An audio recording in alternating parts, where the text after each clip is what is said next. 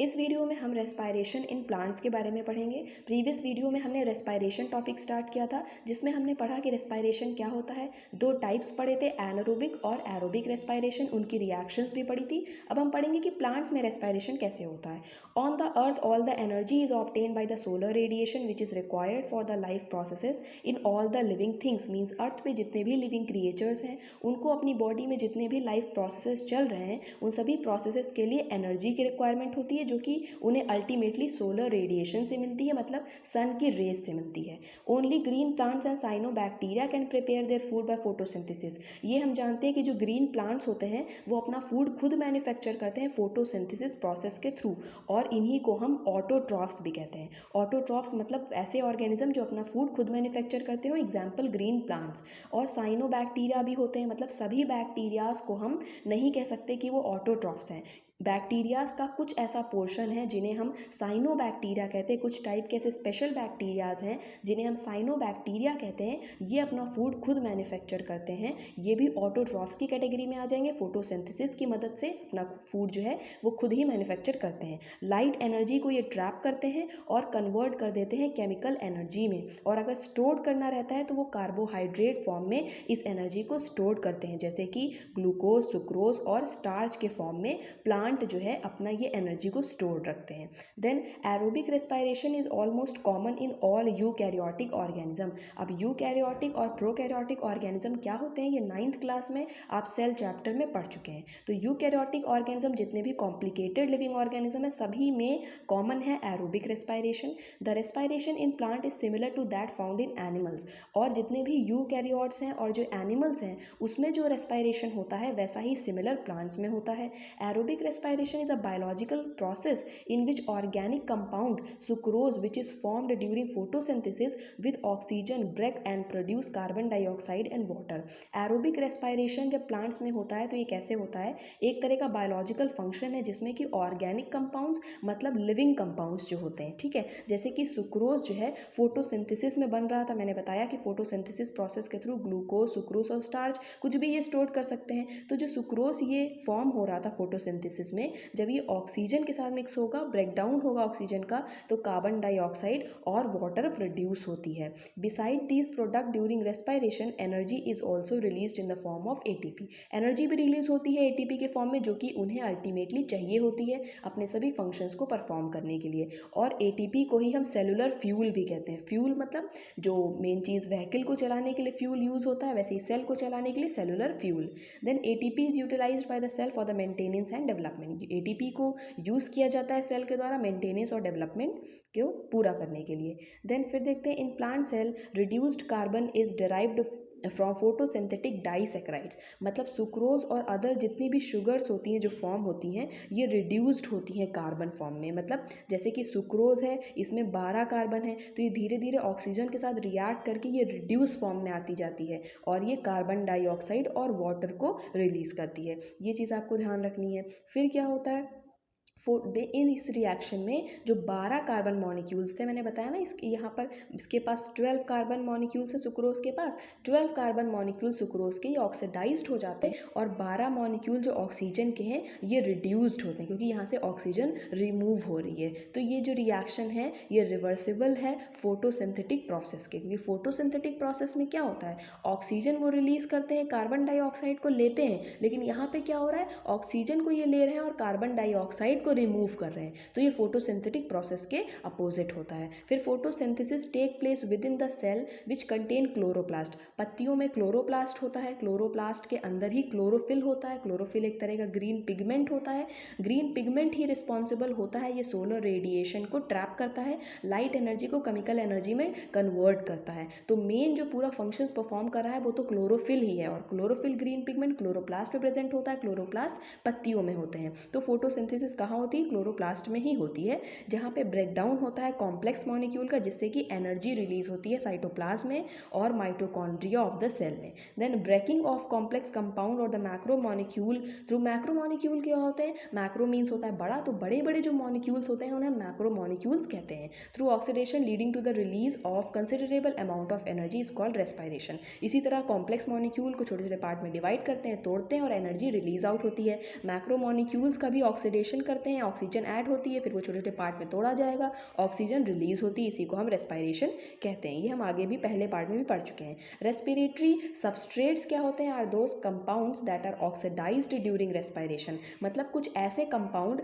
जो रेस्पायरेशन की प्रोसेस हो रही थी उसी दौरान वो ऑक्सीडाइज्ड होते हैं, जैसे कि कुछ मैक्रो मॉलिक्यूल्स हैं वो ऑक्सीडाइज होंगे, जो कॉम्प्लेक्स मॉलिक्यूल हैं ये भी ऑक्सीडाइज होंगे।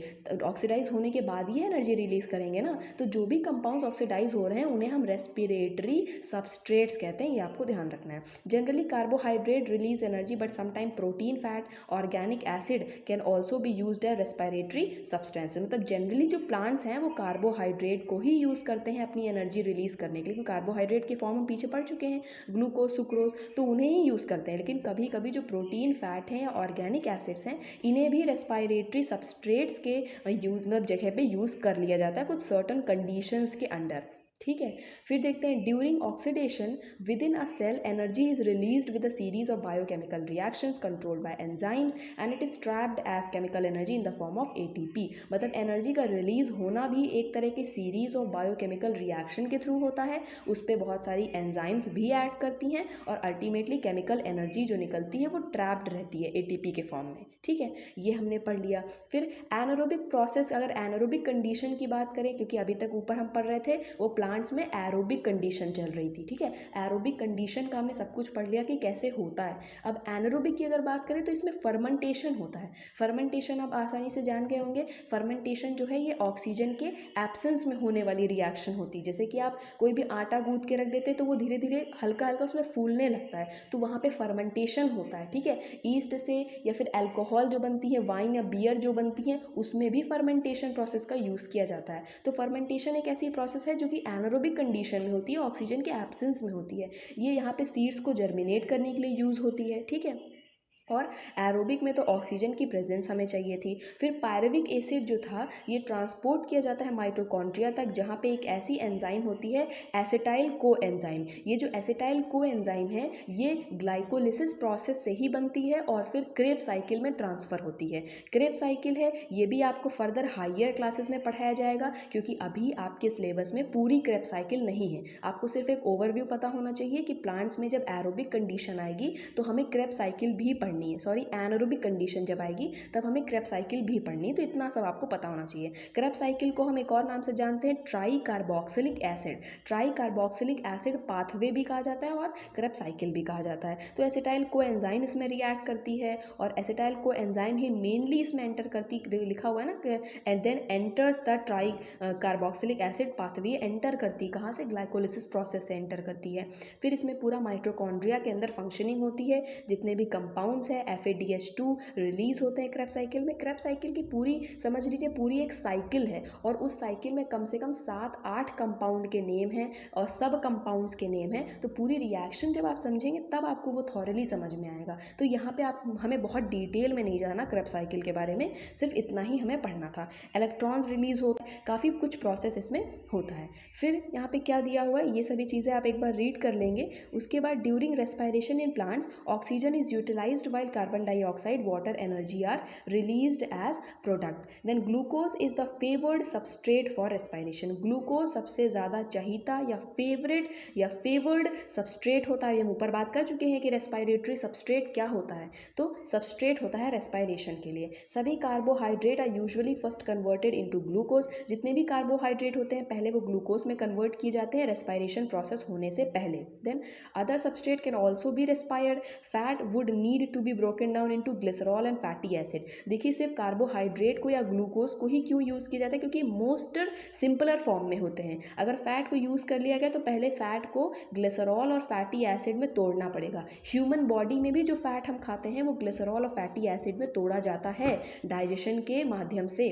फिर फैटी एसिड जो है ये डिग्रेड होते हैं और एसिटाइल कोएंजाइम निकलता है और ब्रेकडाउन होता है सबस्ट्रेट का। ठीक है, then respiratory process is referred as catabolic process. यहाँ पे जो चीज़ आपको ध्यान में रखनी है वो क्या है, एसिटाइल कोएंजाइम और इन सब के बारे में आपको बहुत ज़्यादा डिटेल में नहीं जाना है, सिर्फ कैटाबॉलिक प्रोसेस और एनाबॉलिज्म पढ़ना है। कैटाबॉलिज्म क्या होता है, breakdown of any substance in the body, ठीक है। हमारी बॉडी में कहीं पर भी अगर ब्रेकडाउन हो रहा है तो वो कैटाबॉलिज्म मैकेनिज्म है, ठीक है, कैटाबॉलिक प्रोसेस है, ये लिखा हुआ है। और अगर कहीं पर भी सिंथेसिस हो रहा है, कुछ बन रहा है, जैसे कि ग्लूकोज से ग्लाइकोजन बन रहा है, तो ग्लाइकोजन बनने वाली प्रोसेस को हम कहेंगे ये एनाबॉलिक प्रोसेस है, ठीक है। एनाबॉलिज्म होता है synthesis of any substance, catabolism होता है ब्रेकडाउन ऑफ एनी सब्सटेंस, ठीक है। तो ये चीज़ें आपको यहाँ पे ध्यान रखनी थी। अब रेस्पायरेशन का फेट की अगर बात करें तो कौन कौन सी चीज़ें हैं, इन्वायरमेंटल फैक्टर्स हैं जो अफेक्ट करते हैं रेस्पायरेशन को। ऑक्सीजन अफेक्ट करेगा, कार्बन डाइऑक्साइड, टेम्परेचर, ये 3 चीज़ें हैं, 3 फैक्टर्स हैं जो अफेक्ट करेंगे।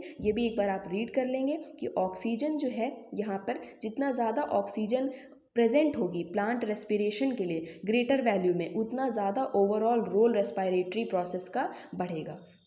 जैसे कि oxygen can affect plant respiration in greater value because the overall role in respiratory system is most important, क्योंकि ऑक्सीजन का ही मेन रोल है। Respiratory rate decreases if the atmospheric oxygen concentration below 5%, मतलब अगर atmosphere में oxygen 5% से below हो जाती है तो रेस्पायरेटरी रेट डिक्रीज हो जाएगा। आप समझ चुके हैं कि डायरेक्टली प्रोपोर्शनल है, मतलब जैसे जैसे ऑक्सीजन कंटेंट बढ़ेगा रेस्पिरेटरी रेट भी बढ़ेगा, और ऑक्सीजन एटमॉस्फेयर में अगर घट गई तो रेस्पिरेटरी रेट भी घट जाएगा, ये डायरेक्टली प्रोपोर्शनल हो जाएगा। फिर कार्बन डाइऑक्साइड की बात करें, carbon dioxide has a limited direct inhibitory effect होता है इसका, ठीक है। हाई कंसेंट्रेशन होगा अगर 3 से 5% इसका कार्बोहाइड्रेट का, कार्बोहाइड्रेट का नहीं, कार्बन डाइऑक्साइड का, तो ये क्या करेगा, इनहिबिट कर देगा रेस्पायरेशन के रेट को, मतलब ये इन्वर्सली प्रोपोर्शनल होता है। अभी हमने ऊपर क्या पढ़ा, ऑक्सीजन के डायरेक्टली प्रोपोर्शनल था रेट रेस्पायरेशन का, और CO2 के इन्वर्सली प्रोपोर्शनल है, समझ रहे हैं ना, rate of respiration is inversely proportional to carbon dioxide. Carbon dioxide जैसे जैसे बढ़ेगा तो रेट उसका जो है वो डिक्रीज होता जाएगा, और अगर कार्बन डाइऑक्साइड डिक्रीज होगा तो उसका रेट बढ़ जाएगा, ये उल्टा है, इन्वर्सली प्रोपोर्शनल है, ठीक है। टेम्परेचर के बारे में देख लेते हैं, respiration rate typically increases with temperature, respiration rate temperature के साथ साथ बढ़ेगा, मतलब temperature is directly proportional to the rate of respiration, ये भी डायरेक्टली प्रोपोर्शनल है। टेम्परेचर बढ़ेगा तो रेट ऑफ रेस्पायरेशन भी बढ़ेगा, ठीक है। तो इसके बारे में आप रीड कर लेंगे, नहीं वीडियो काफ़ी लंबी हो जाएगी। अब हम नेक्स्ट पार्ट में मिलते हैं, रेस्पायरेशन इन एनिमल्स के बारे में पढ़ेंगे। Thank you.